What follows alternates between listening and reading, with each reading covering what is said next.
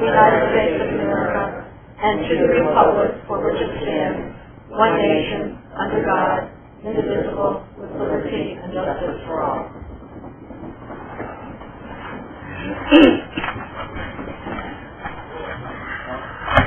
Good evening. I'd like to welcome all of you to our February regular Board of Ed meeting. We have a quorum, and we said the Pledge of Allegiance. So, Mr. Miller, would you like to introduce our visitors? Sure. Good evening, everybody. I had a chance to take a look at the calendar to see how close March is, a week from Sunday. So maybe there is some relief around the corner. So a week from Sunday. I'd like to welcome Pat Fedor, representative of our WASA Association. We have Martha Shoemaker from the Federation of Classroom Teachers. Dan Spellman sitting in the far back from our liaison with Rec and Parks. Brian Lynch from the RTM. We also have a number of students sitting up here in the front row who are here as part of a Boy Scout assignment this evening, so welcome. I mentioned to one of your parents that as you start to feel a little bit sleepy, you're more than welcome to exit right or exit left. Good evening and welcome. Now, this is the part of the meeting that we open it up to public comment. Does anybody from the public have anything that they'd like to say? Helen? Yes, and I request that this be made part of the record and included in the minutes of the meeting. This letter was sent to all the board members from my husband and I in the beginning of January. At the September 23rd, 2014 regular meeting of the Board of Education, the board unanimously approved the motion to renegotiate the superintendent's contract with council earlier than previously planned retirement date. As a follow-up September 26th, 2014 special meeting, a motion was unanimously approved to modify the superintendent's contract term for October 1st, 2014 through June 30th, 2015, with an option to renew the contract for the 2015-16 fiscal year. As a past member of the board, this is my question, I was very displeased with how the board chairperson negotiated the superintendent's contract, and many of you remember his objections. We consider the superintendent's current contract to be loaded with post-retirement fringe benefits that are inconsistent with how we treat our teachers and administrators who have admirably served the district for decades. We are writing to request that the board end the current superintendent's contract effective June 30th, 2015, and not exercise the options of the 2015-16 fiscal year.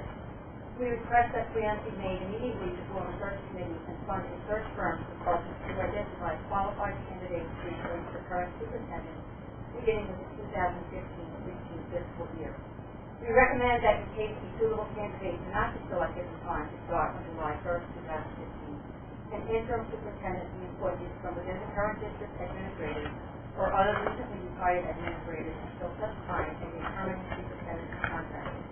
We also recommend that a new zero-based process be adopted for negotiating contracts for the next superintendent. My husband. Thank you. Is there anybody else? Mike? My name is Michael Levesky. I feel compelled to address this board again tonight. As many of you know, I spoke at the January Board of Education meeting. Public comments are at the beginning of the meeting. The public is not afforded the opportunity to respond to anything after that. Two things came up in the course of that meeting that I would not let go without a response. Two different times.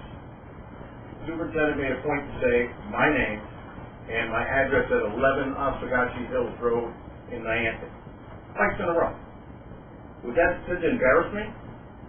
Or was that made to make my comments irrelevant because I don't live in the town of Waterford? I'll repeat again that I grew up in Waterford, dedicated 30 years to the children of this community. As a teacher, as a dean of students at Waterford High School, and principal of Clark Lane. I guess at this point I should point out that the superintendent nor the assistant superintendent live in Waterford. They live in Groton and New London respectively. And prior to this superintendent, Waterford superintendents lived in Waterford for the past 29 years. Secondly, at the same meeting, the superintendent said the board was incurring legal costs associated with my Freedom of Information complaint and request. Why would the board need a lawyer to respond to an FOI complaint? Doesn't that speak for itself? Freedom of information is about public disclosure, discouraging backroom politics. If you were informed correctly, the complaint was filed by me because the superintendent and former chairperson would not let several retired administrators speak to this board about a dispute concerning their medical benefits. So the board met in executive session behind closed doors. What were they so worried about? That we wouldn't let the most respected administrators that we had retired speak to the entire board? So who really is responsible for incurring the legal fees? On December 30th, I asked the superintendent, via the Freedom of Information, 8 specific questions pertaining to the 2009 WASA contract. If I received legitimate responses, we could have easily resolved the dispute. But instead, I received this response 1 month later. I'm going to pass them out to everybody and like part of the record, please.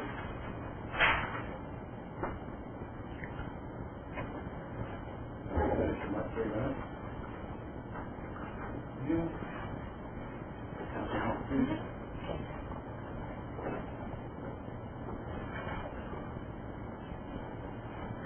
One question out of 8 was answered, fairly, and the rest were denied. So where were all the legal defenses? This probably took a paralegal a half an hour to write. Is it possible that they looked in my request and didn't like what they found? We have been stonewalled by the superintendent every step of the way in trying to resolve this problem at the lowest possible level. My question to the board is, so who is really running up the legal expenses? But more importantly, why? Thank you, Mike. Okay, is there any other public comment? Okay, hearing none, we'd like to move along to our presentation, the technology and integration update. So during our Board of Education budget workshops, Ed Crane spoke about the initiative in place to integrate technology into everyday teaching and learning. And that really is the backbone of the budget that's proposed in the IT area for 15-16. So we have members of our IT staff here this evening, and I'm going to turn it over to Craig Powers. So in the past meetings, we've had our literacy coaches and our math coaches present on curriculum, and I'd like to introduce our technology coaches. At the high school, we have Kelly Barnes. At the middle school, we have Robin Shine. At the elementary school, we have Robin McKinney. And they're going to give us an update about their work tonight, and you can see how that sort of segues into maybe some new business in a little bit. So, Thank you. Hi, everybody. Thank you for hearing us out tonight. Today we're here to talk to you about educational technology and the implications it has on becoming lifelong learners. As we think about education and its impact on lifelong learning, it's really important to think a little bit about life in the 21st century. If you think about the kids, these guys sitting right here, they're growing up in a world that's really different than the world that we all grew up in. And technology basically permeates almost every aspect of their life. And if you think about it right now, we put some of these pictures up here for the illustration. But we have 3D printers now that aren't just printing widgets and mechanical parts, but they're printing live tissues that are being used for cancer research, personalized cures, and develop better cures. We have virtual environments that kids are interacting with through augmented reality. They're not only changing the way that they're processing information and seeing information, but changing the way that they learn and empowering them to greater heights of learning. And also, technology has really expanded our reach. It's enabled us to be very global in the way that we interact with people, requiring our kids today to really be global citizens and be able to function and have the correct communication and technology skills to function in this very different world that they're growing up in. So it's really changing the face of education. So we asked ourselves, what is the impact of technology on education? First and foremost, our students need to be collaborators. They need to be critical thinkers. They need to have excellent communication skills, and they need to be problem solvers. Our students have currently access to an unprecedented amount of information, and they will face opportunities and challenges when they get out of our school systems that we don't even know exist to this point in time. So we looked at this picture, and students really must acquire the pictured attributes of lifelong learning in order to change the world. So this is leads us into our vision, Waterford District's vision. How can we leverage technology to empower today's learners? And it's a shared vision that we're going to expand upon in the next couple of slides.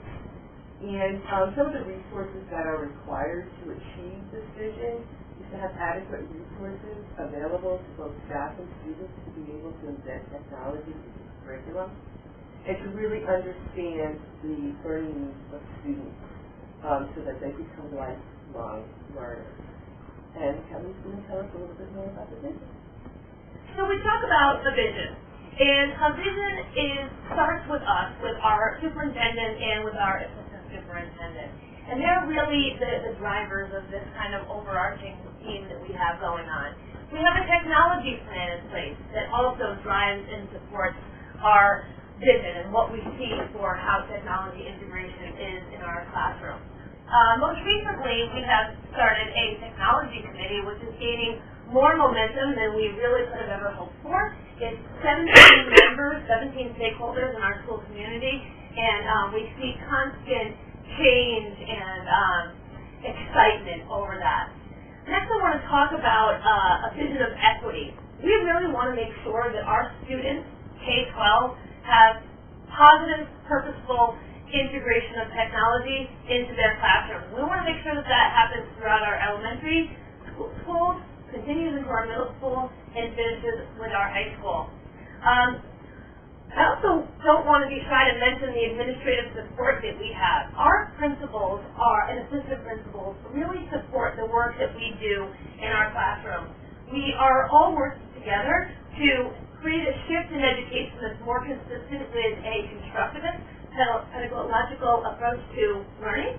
And we have a little bit of work to do with that. We want it to be student-driven. We want these students to own their learning. That does mean that the roles of our teachers and our students are evolving throughout this process. Our vision is to have technology become a catalyst for innovative thinking. So Kelly's done a nice job of talking about our vision, but then it kind of gets down to the nuts and bolts, especially for you, because it's how do we provide these resources? What do we do to develop these computational thinkers? How do you fund this 21st century technology program? How does that happen?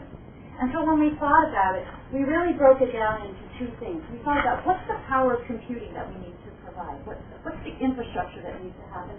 And then what are the things that we have to budget for to make those critical thinking skills become a reality? That's the gold standard, what we want for our kids. So when we look at that computing power, we're really talking about the infrastructure, the hardware, the network equipment, and all of the computers and computing devices. And our IT staff, we have great IT staff, and they're responsible for making sure that all of those computers are functioning smoothly, that repairs are made promptly, so that every single person in our learning community, when you sit down at a computer, can expect to have a positive experience, and it's equitable for everybody in a good way. And part of what we do in Waterford, which is really proactive and excellent, is that we have this planned replacement cycle. And we know that we are going to consistently and in an ongoing manner replace old or obsolete equipment so that we never have equipment that's more than 6 years old, so that people are always using good technology. And that's a very important part of our computing power. But then sort of when you get to this less tangible thing, this thing you can't quite touch, this thinking skills, that's where we're sort of looking at our education or our education technology or our ET staff, and that's on us, okay? That's where we're saying we need to leverage all of these technologies, all this computing power, in powerful ways and bring in emerging technologies, not just cool devices and cool technologies, but ideas and research and learning theory, and put it into practice so that our kids are using all this equipment to get to these really high levels of thinking that are going to make them successful in the 21st century and that are going to instill that computational thinking. So how do we do it? There's always the question. And it's through our budget. We always propose, we have a plan, we propose a budget, we think about what we really need, and we go out and we look at grants. We just applied for an infrastructure grant, which I think you're going to look at tonight, and we've got some other grants through our code, and that's the way we try to sometimes get those extra things, those really innovative things that might not just fit into your normal budget. So we're all working together to make this happen. So this is a quote from the ISTE standards, and the ISTE standards It's an international technology standard that we've adopted as a district, and it basically encompasses what we're trying to do here in Waterford. We must strive to provide the skills and knowledge students need to learn effectively and live productively in an increasingly global and digital world. So you're going to be seeing more of the DISTI standards throughout this presentation, and if you've had any kind of professional development with us lately, we're really encouraging you to know more about those standards. So that brings us to our role as technology coordinators. How do we leverage technology to benefit students? I talked a little bit earlier about the leaders that are in front of you very often, the leaders, the superintendent, the assistant superintendent. But you have your technology coordinators to really facilitate change in the classroom and develop those risk-taking skills for our students. We see ourselves as moving the system forward by working directly with teachers to help develop creative and innovative lesson plans. Currently in classrooms, educators monitor course content and problem solving to keep everything structured. And that's beyond school. Problems are ill-structured. They're messy. So we need to get better adapt to working with those types of problems. In order to do that, we need to establish comfort and trust with our teachers. And that leads us more to that constructivist approach that I was mentioning earlier as well. That's the leading and the innovative part of our position. Also, we provide professional development opportunities. These professional development opportunities are really, we've gotten creative in these ways here. So we have faculty meeting presentations. Teachers are teaching teachers in faculty meetings. We have ELT time that we use. We've developed head camps, which are really teachers showing off the best of their best of what they do. So those are some different things. We're also supporting teachers in their development of websites. Every teacher is required in Waterford to have a website, so we support the development of that. If teachers have questions, answers as new things are coming out. We also support, all of us have computer lab managers that we work closely with. We assist them, we train them, we collaborate with them on probably a daily basis. And we also support most of the online testing that takes place in the district. So we were really thinking about what are some of the attributes that one might need to see in a technology coordinator. And if you've been watching us and listening to us, you probably already get we're really passionate about what we do. And I'm looking at my elementary teachers because I'm hoping you know that I really, really care. We feel like we need to be passionate cheerleaders for technology because it can be scary for people and it's changing all the time. And we feel that if we infuse our work with our passion for technology and integrating it in purposeful ways, then it will be catchy and other people will get excited about it too. We also feel that being collaborative is very key. We work with each other all the time because we want to ensure that there's continuity of experience through Waterford. From K through 12, we want to keep building, and we know that the best way to do that is to be working together and to be knowledgeable of what's happening at every level. But we also really need to collaborate with the teachers in our buildings and the people there because they're the curriculum experts, and we want to work with them to ensure that kids have very powerful learning experiences. So that's a really key thing. But I guess we would all say, if you asked us, that one of the most important things that we feel is integral to this role is being a lifelong learner.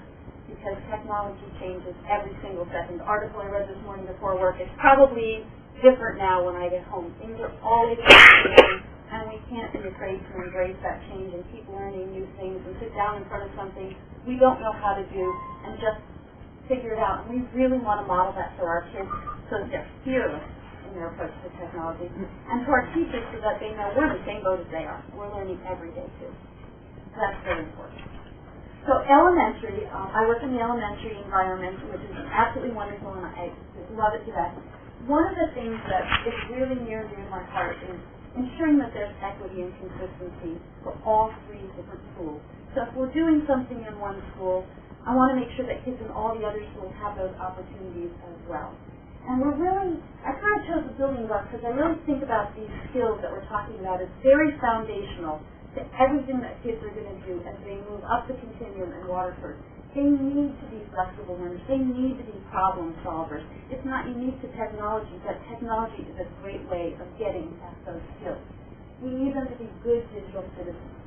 So I worked with the lab managers at all 3 schools, modeling lessons, working with them, giving them lesson plans, and delivering instruction. And we try to do things like digital storytelling. We're doing coding. We did Excel with the first graders last week. We're trying to provide very rich technology experiences that move kids along that teaching level. And at the middle school, I support most of the teachers. I support all of the teachers' software requirements.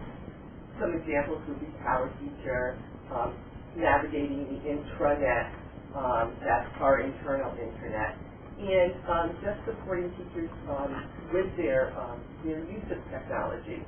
I co-teach, I co-plan. I'm working with teachers all the time to integrate meaningful technology into the curriculum.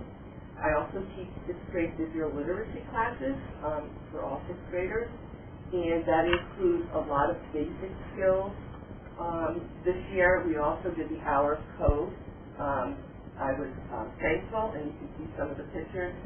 This is from the Hour of Code. I had one team from each grade level participate this year during the week in December, and our teachers and students are actively using Google Apps for Education. And Google Classroom is a new learning management system that goes along with, hand in hand with Google Apps for Education. And more teachers, when they're hearing about it, are coming on board. So we're pushing it, we're trying it, and teachers are really, grasping and taking off with a lot of the technology that we have to offer. At the high school level, you'll see a lot of the same elements listed on this slide as you saw on the middle school slide and elementary. So really what the goal is to up the ante at the high school level. We're looking to prepare the students from high school into the world in which they will need to thrive and work. The high school is really like, it's the common thread that goes from the building blocks that Robin was talking about and to the supporting of the technology integration, which is more consistent with the middle school model. We have students at the high school level that the Cataract Coders we have a teacher, Matt Cataract, library media specialist, who is part of our technology committee that's gaining that momentum, and he's excited about coding, and he's got kids doing a friendly competition of coding just for fun, which is awesome at the high school level. We have teachers using some augmented reality in science classes to really give students that experience with that virtual environment so they can better understand concepts. So we'd like to take this time to give you just a short video that we think we really feel ties this all together, so we're just going to let you watch. So, have it with right here.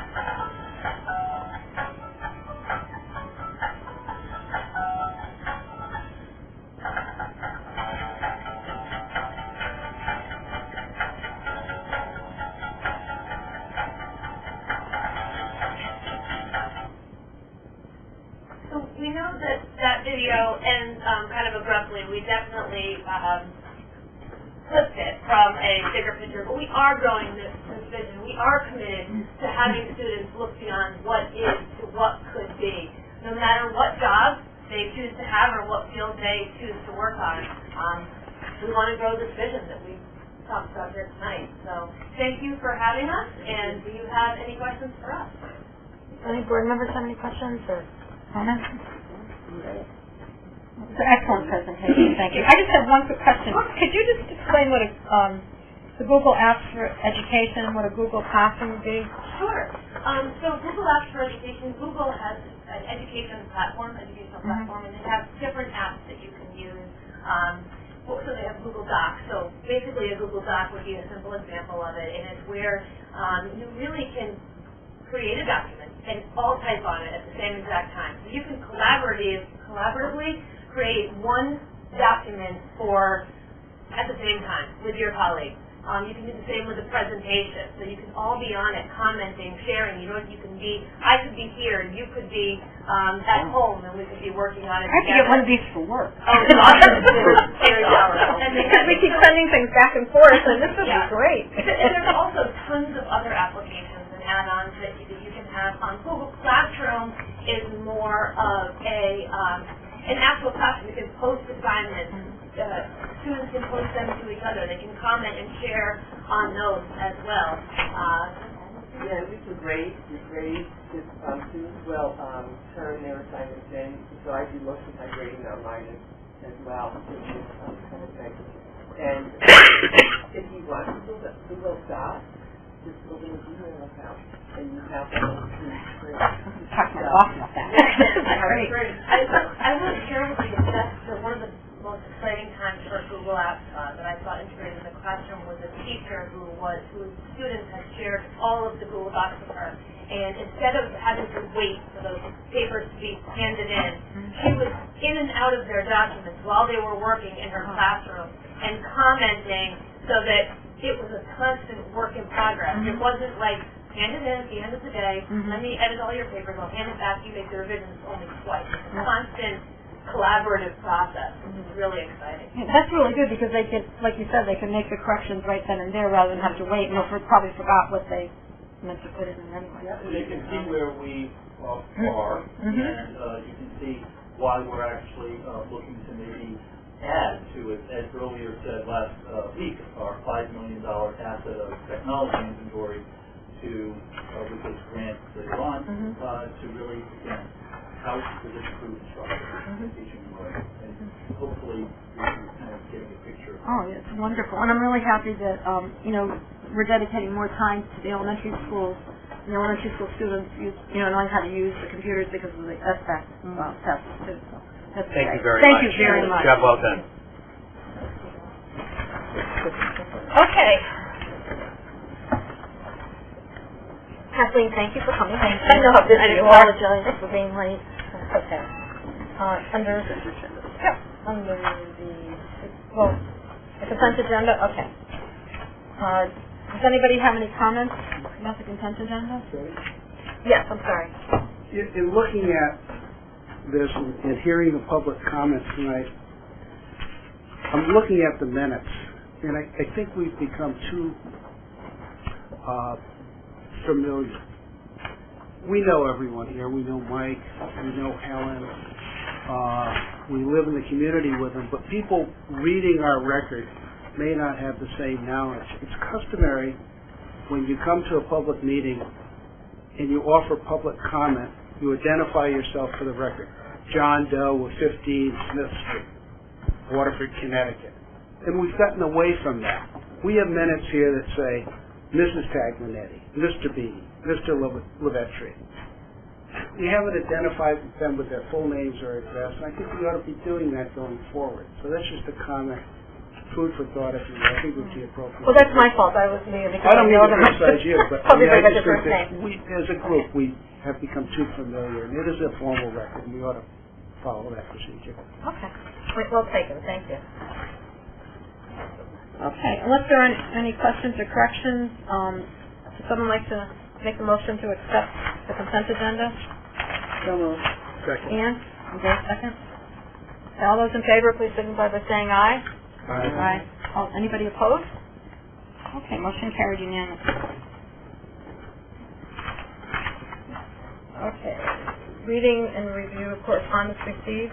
I have none at this time. I don't either. And Jody, I have one, and I will get it and leave it for, it's just, I think, something from Kate on a couple things, but I'll be sure to get to you and make that notification that you're the chair and try to get all the info. Thank We you. can continue with our file back there. Okay. Thank you, Catherine. You're welcome. Okay, committee and other reports? Oh, sorry. Sorry. Superintendent's report. Okay, I have a few things to report out this evening. The first thing is just around the corner, we have our March 2nd Professional Development Day. The focus for this professional development is all around supporting high-quality teaching and learning. Many of our staff will be involved in facilitating as well as training their colleagues with some very powerful instructional techniques. It's also an opportunity for us to have the staff work collaboratively to develop curriculum. We'll also be hosting regionally school psychologists, librarians, and ELL staff from around the 24 districts here in the Learn region. Our administrative team will also be working together on effective and consistent supervision and evaluation practices. We have a number of items as we get into the spring season, and it's a rather busy time for the board. Tonight we had an opportunity to get an update on the instructional technology integration. It's been our practice over the last few years that whenever we've adopted a new curriculum with new resources, that near the end of the first year of implementation, we have staff return and share how well it's going and any suggestions for improvement. So during March and April, we'll have a chance to hear from our 7-12 staff related to social studies and history, physical education and health. We also will get a mental services update from our school psychologists and social workers as well as school counselors. As we get to May, it will be curriculum renewal updates of the area of art as well as science. We also have some new texts that we need to adopt by the end of the year. Bob and I would like to meet with the Board Finance Committee prior to the March 19th Board of Ed meeting so that we can take a look at the financial forecast for the remainder of the year. Craig will also, at our next meeting, give you an overview of how well professional development went on March 2nd. The other thing that I wanted to do was to just point out the great student work that's all around the conference room as well as out in the corridor areas. And I think Michelle Messina is sitting right there in the front row. Michelle and Robin were responsible for putting the display up yesterday, and you can see some outstanding work. You have fourth graders involved. Some of us may have been engaged in a rather traditional project when we were back in the fourth grade, whether it was States or Explorers, and you can see that the students were really pushed to use their close reading skills with some very rigorous text.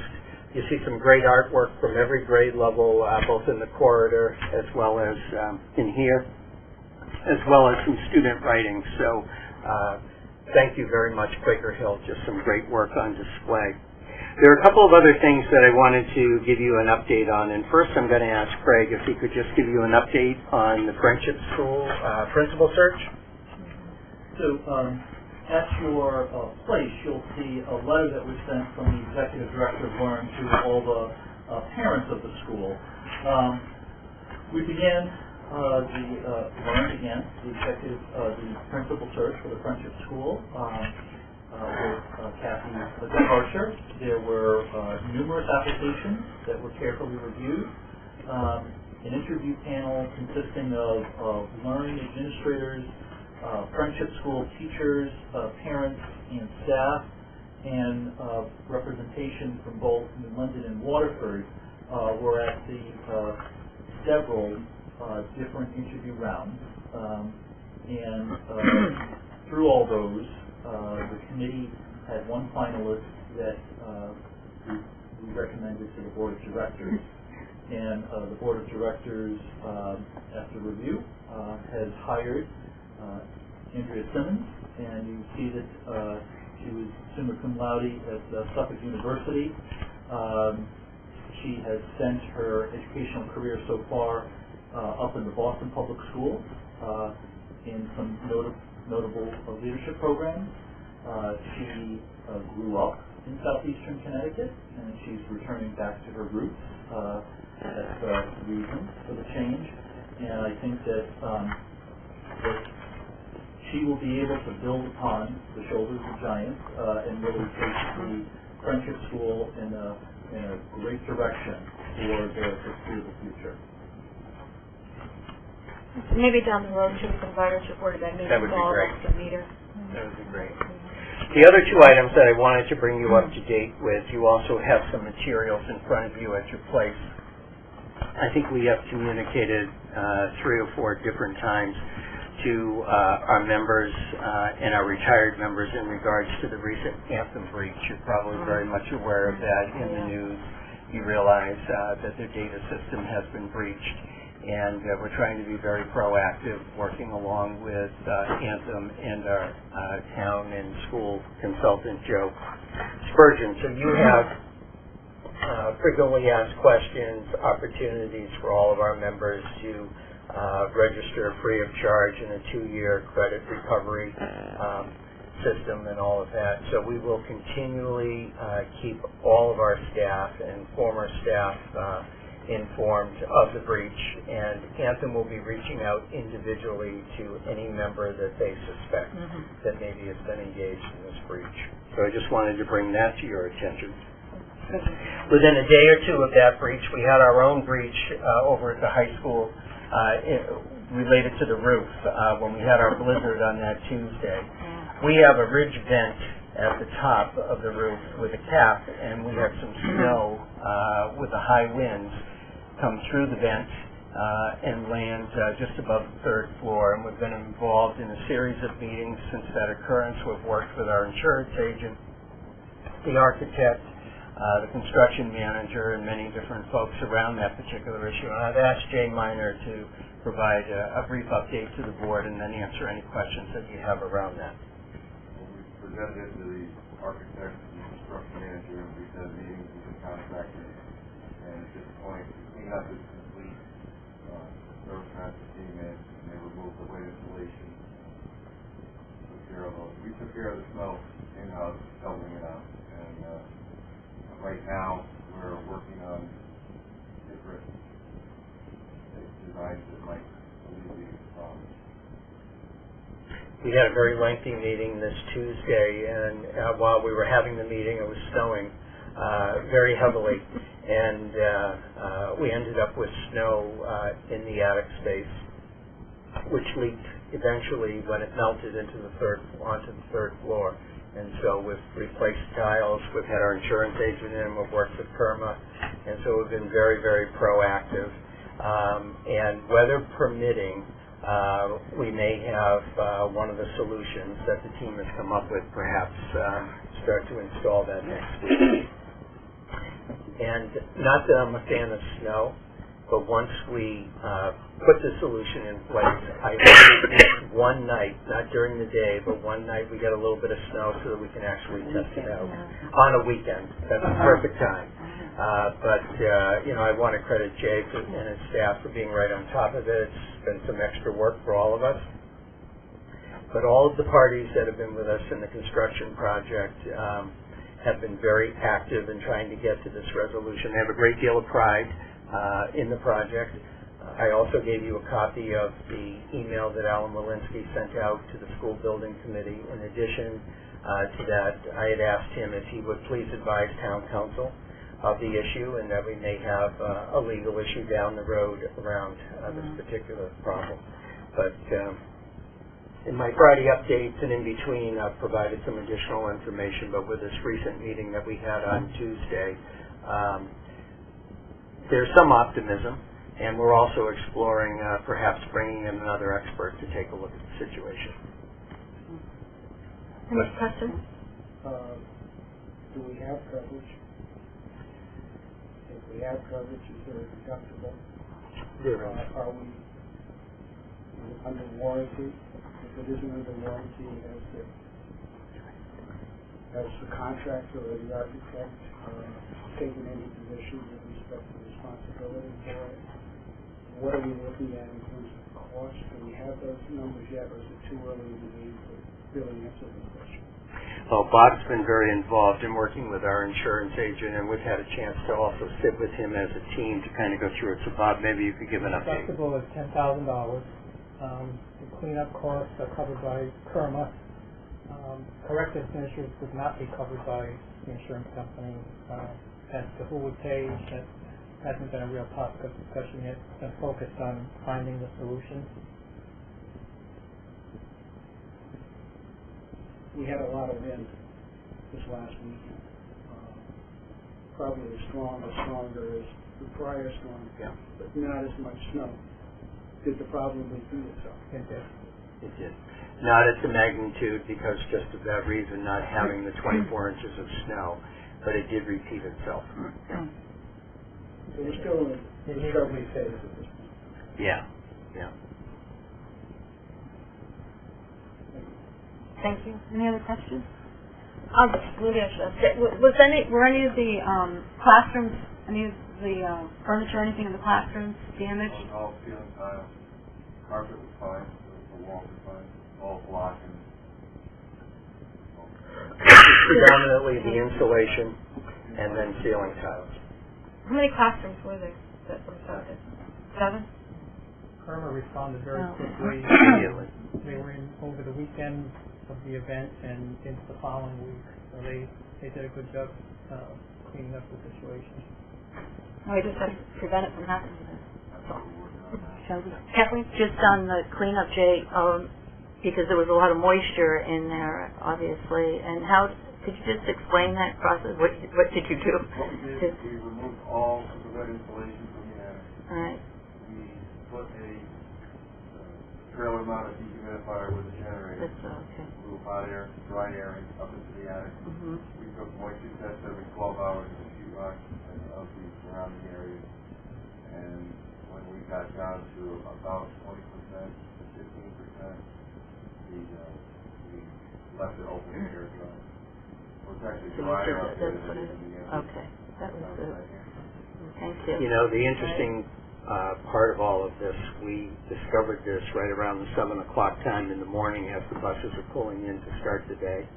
And I have to tell you, quickly, the 3 high school administrators just kicked in gear to rearrange the master schedule with classes being moved and reassigned. It was amazing how quickly that happened. But Jay and his staff were over there immediately. We spoke on the phone. Andre was already on top of it with his co-administrators, and it was really, the day went very, very well. It was seamless. So it was really a team effort. Okay. We're going to take just a couple second break. Thank you. Thank you for coming.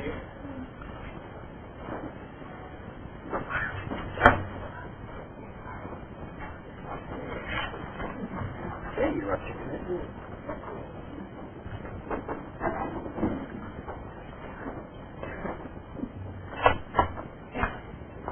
Okay, now we're on to committee and other reports. Anybody have any other committee reports or anything? I got one. Go ahead, Dave. IT committee. I went over to the IT department today and just met with Mark Gear, and he gave me a brief tour of the high school and what goes on over there. And a lot goes on over there, a lot of which I don't understand. But they've really got a handle on things. You know, as far as repair, they do so much in-house that I didn't realize how much they actually do. They were doing stuff right then and there. They have a huge inventory of parts, and they just recycle the old computer. So if a computer goes because the screen's gone, they just reuse the keyboard or something like that. And they really do save the town a lot of money along the way, I think, rather than just jobbing out or ordering a new one. They try to take go with what they have. That's about it. Thank you.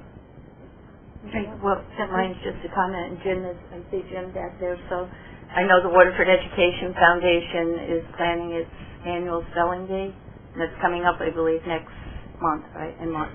And it would move to April, that's right. So I read that somewhere. Thank you. And some of the members have been asking already to just spread the word and try to get more teams. So, thank you. I think Linda Braley's signing up. Jim, what is that date in April?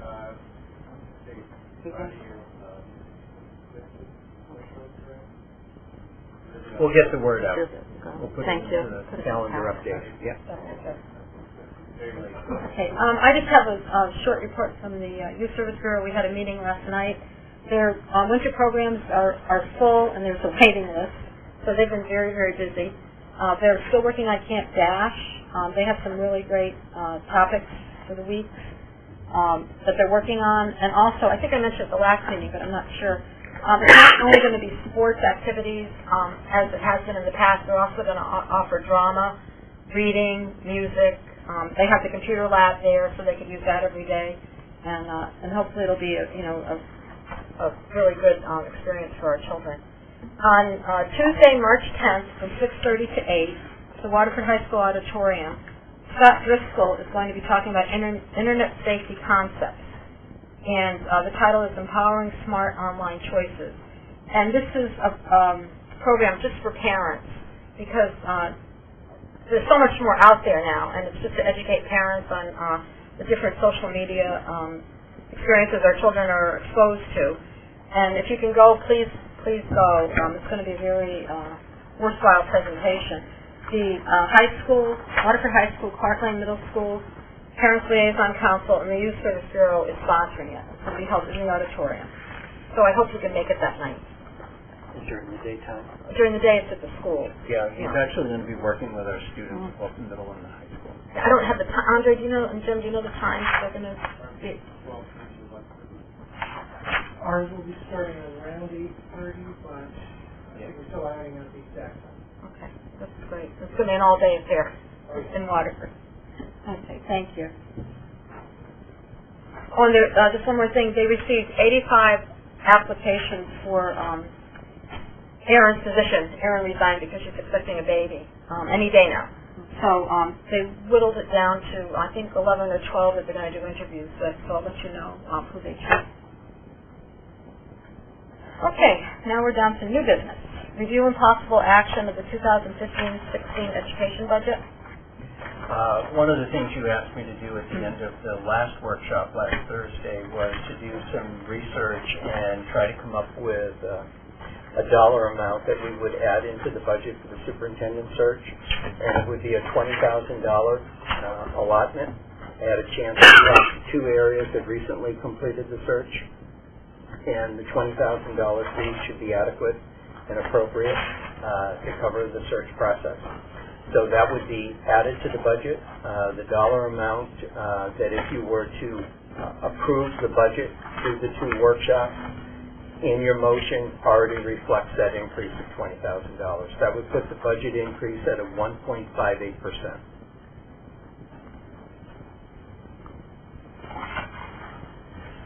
Okay, does anybody have any questions or comments about the budget before we move to approve it?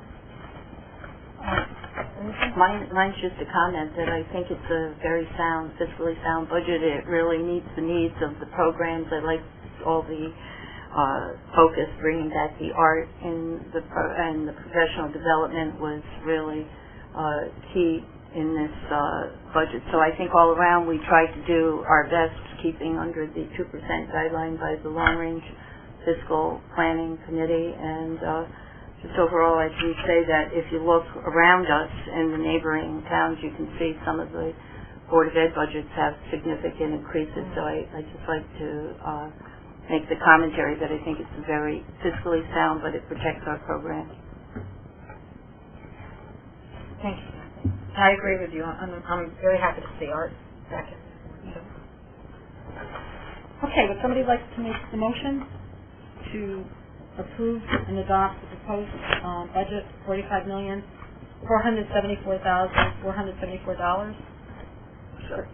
So moved. Yeah, right.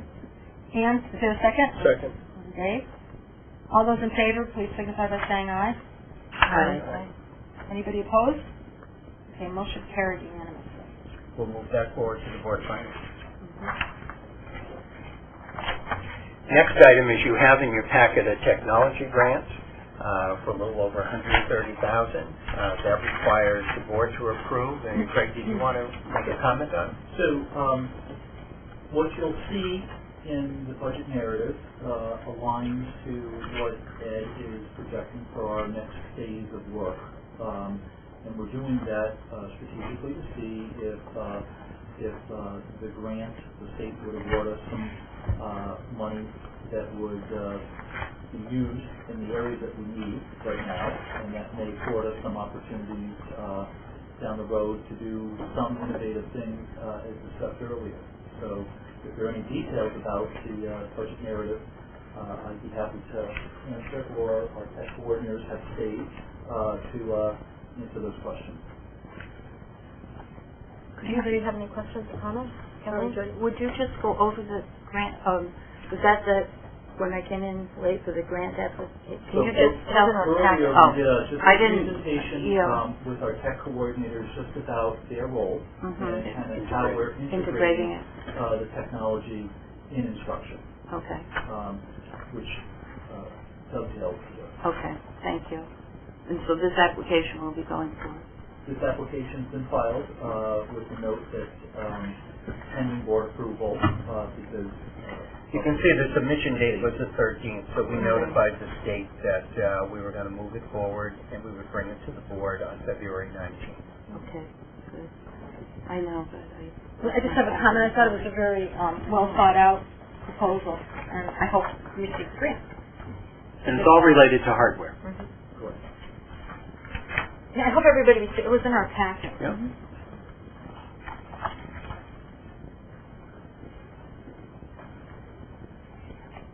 So would somebody like to make a motion? That the Waterford Board of Education approve the technology grant application of $130,693.93, support purchase and deployment of computing devices. So moved. Dave, second. Any more discussion? Okay, all those in favor, please signify by saying aye. Aye. Anybody opposed? Okay, motion carried unanimously. I also wanted to acknowledge the technology team for really taking the initiative to push this forward. Not every district is moving forward with this, and they really put in some hard work, so let's hope we get it. Okay, board appointment of representatives for the 2015 school year. We still have some. Want to make any changes? That's right. We still have some changes that might need to be made. You should have received the draft in your packet. I cannot find it. Yeah, it says enclosure, but I don't see it either. No, we did receive it. Yeah. Should look like this. I didn't get far. Yep.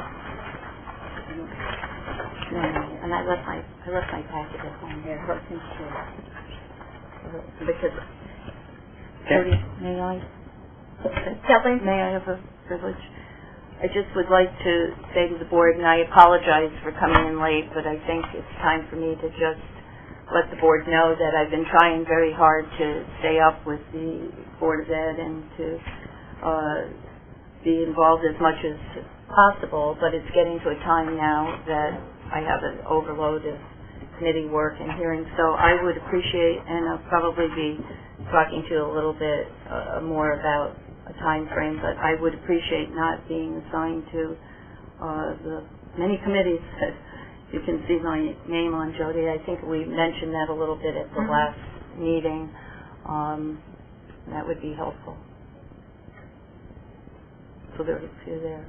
So, I mean, it's still in the draft form if you wanted to take a little bit of time to think it over. I mean, we need someone else on the policy committee, somebody on the finance, the ad hoc insurance subcommittee. We have enough on finance. We do.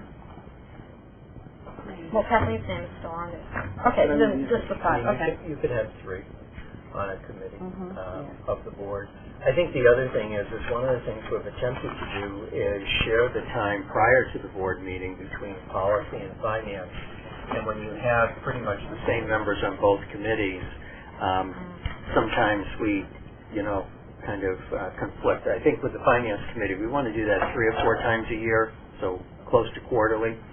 So that way we can leave the majority of the time for the Policy Committee. But I think what would be helpful is, if we can get to a point where we can finalize this. I know it will help Joyce greatly and Kathy as we're putting together, committee agendas and setting things out. I also think we could probably delete the ad hoc facility naming committee. That was for a particular situation, and I think that can be, or another committee similar to that can be resurrected at any time, because it was really just that, an ad hoc. Okay, but there might be some other recommendations. Okay. But like you said, we could always, bring everybody together. Right. After that, if there's a need. Yes, I can do the Education Foundation. Great. Thank you. Just let me know when Ian Ogden with Jim, the you mean on Foundation. Wednesdays, I think?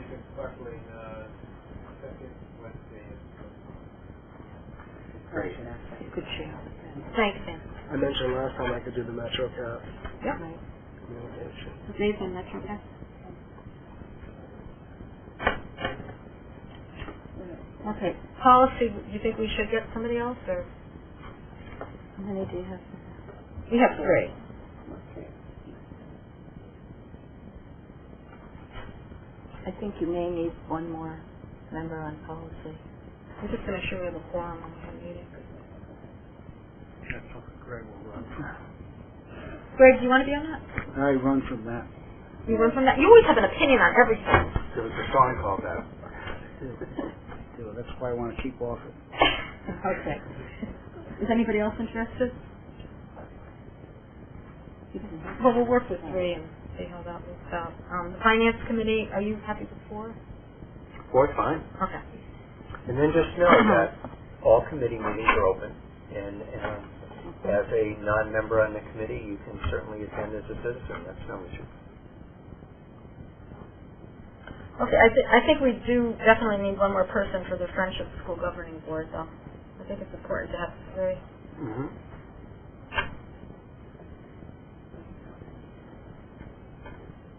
Anybody? Those meetings. Those are generally at 5:30. Is it 5 o'clock on Mondays. And it's not monthly. It might be 5 times a year, 4 times a year.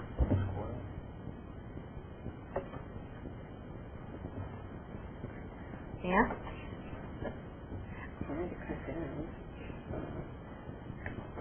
The meetings usually only last about an hour or so. Yeah.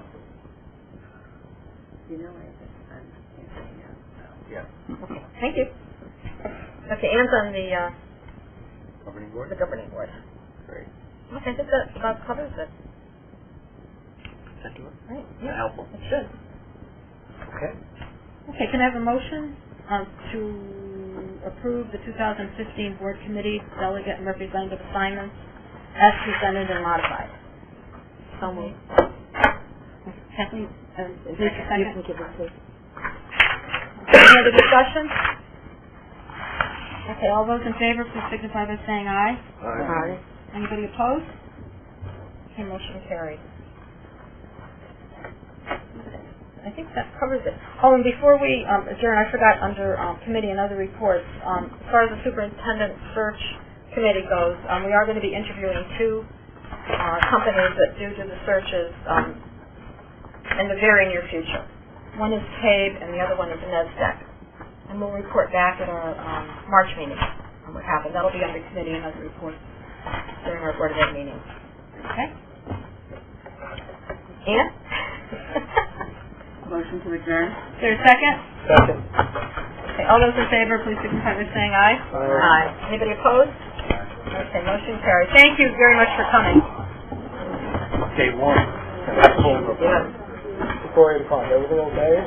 Hold on there. Wow, you didn't realize it was before 8. We'll have to do it all this extra time. God.